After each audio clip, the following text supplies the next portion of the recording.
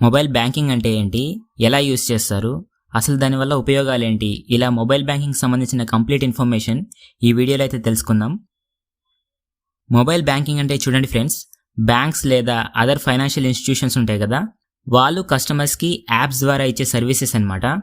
For example banks తీసుకోండి, బ్యాంక్స్లో మనకి చాలా రకాలు ఉంటాయి కదా, హెచ్డిఎఫ్సి, యూనియన్, కోటక్, ఇలా మనం ఏ బ్యాంక్ తీసుకున్నా కానీ వాళ్ళ ఓన్ మొబైల్ బ్యాంకింగ్ అప్లికేషన్స్ అనేవి ఉంటాయన్నమాట. ఒకవేళ మీరు ఆండ్రాయిడ్ మొబైల్ యూస్ చేస్తుంటే మీరు ప్లే స్టోర్లోకి వెళ్ళి మీ బ్యాంక్ నేమ్ ఏదైతే ఉందో దాన్ని అక్కడ ఎంటర్ చేసి పక్కన మొబైల్ యాప్ అని చెప్పి సెర్చ్ చేయండి.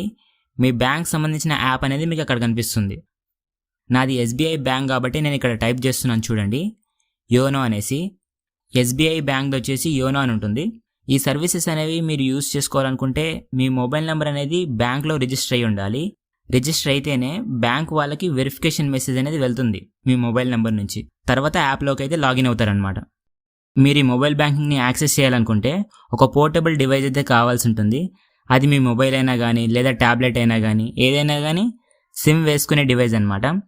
కంప్యూటర్లో కానీ ల్యాప్టాప్లో కానీ ఈ సర్వీసెస్ అనేవి యూస్ చేయలేరు, ఎందుకంటే మనకు మొబైల్ నెంబర్ అనేది కావాల్సి ఉంటుంది. ఈ డెస్క్టాప్ వర్షన్లో అంటే కంప్యూటర్ లేదా ల్యాప్టాప్స్ ఉంటాయి కదా, అందులో నెట్ బ్యాంకింగ్ని యూజ్ చేసుకోవచ్చు. అంటే మొబైల్ ఫోన్లో కూడా యూజ్ చేసుకోవచ్చు అనుకోండి. ఈ నెట్ బ్యాంకింగ్ అన్నా, ఆన్లైన్ బ్యాంకింగ్ అన్నా, ఇంకా ఇంటర్నెట్ బ్యాంకింగ్ అన్నా ఇవన్నీ సేమ్ ఒకటే. కానీ మొబైల్ బ్యాంకింగ్ ఇంకా ఇంటర్నెట్ బ్యాంకింగ్ అనేది రెండు డిఫరెంట్ అనమాట, వేరు. చాలామంది ఒకటే అనుకొని కన్ఫ్యూజ్ అవుతూ ఉంటారు. ఈ మొబైల్ బ్యాంకింగ్ అంటే ఏంటి, అలాగే ఇంటర్నెట్ బ్యాంకింగ్ అంటే ఏంటి అనేది ఈ రెండింటి మీద నేను ఒక డెడికేటెడ్ వీడియో అయితే చేస్తాను.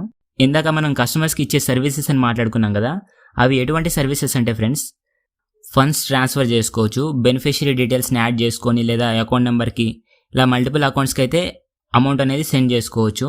ఇంకోటి ట్రాన్స్ఫర్ చేసిన ఫండ్స్ డీటెయిల్స్ ఉంటాయి కదా, అంటే ట్రాన్సాక్షన్ డీటెయిల్స్, అవి తెలుసుకోవచ్చు. ఇంకా స్టేట్మెంట్స్ ఉంటాయి కదా, మినీ స్టేట్మెంట్స్ అలాంటివి, అవన్నీ కూడా డౌన్లోడ్ చేసుకోవచ్చు. క్రెడిట్ కార్డ్ లేదా డెబిట్ కార్డ్స్ని అప్లై చేసుకోవచ్చు. ఇంకా bank account number, IFSC code, ఇలా కస్టమర్కి సంబంధించిన ఫుల్ డీటెయిల్స్ అనేవి కూడా తెలుసుకోవచ్చు. చెక్ బుక్ రిక్వెస్ట్ పెట్టుకోవచ్చు. ఇంకా మనకి పర్సనల్ లోన్స్, గోల్డ్ లోన్స్ ఇలాంటివి ఏవి కావాలన్నా కానీ ఆ యాప్ ద్వారా మనం రిక్వెస్ట్ పెట్టుకోవచ్చు అనమాట. ఫ్రెండ్స్, మీకు తెలియని విషయం ఏంటంటే వాళ్ళు మనకి ఈ సర్వీసెస్ అనేవి ఫ్రీగా ఇవ్వడం లేదు. వాళ్ళు ఈ సర్వీసెస్ ప్రొవైడ్ చేసినందుకు గాను మన దగ్గర నుంచి కొంత ఛార్జ్ అయితే చేస్తారు. అంటే డైలీ అయితే తీసుకోరు, 6 monthsకి ఒకసారి లేదా 1 yearకి ఇలా యాన్యువల్ ఫీ అని చెప్పి మన దగ్గర నుంచి ఛార్జ్ చేస్తూ ఉంటారు. అది SMS transaction, account maintenance charges, ఇలా చాలా ఉంటాయి. అది కూడా నేను ఒక సపరేట్ వీడియో అయితే చేస్తాను ఫ్రెండ్స్, బ్యాంక్ వాళ్ళు మన దగ్గర నుంచి ఎన్ని విధాలుగా ఛార్జ్ చేస్తారు అనేది. సో ఇలాగా మనకి మొబైల్ బ్యాంకింగ్ అనేది ఉపయోగపడుతుంది అనమాట. మీకు ఈ వీడియో కానీ ఇన్ఫర్మేటివ్ అనిపిస్తే ఇలాంటి వీడియోస్ మన ఛానల్లో చాలా వస్తూ ఉంటాయి. అవన్నీ మిస్ అవ్వకుండా చూడడానికి ఛానల్ని సబ్స్క్రైబ్ చేసుకొని రెగ్యులర్గా ఫాలో అవ్వండి. Thank you friends.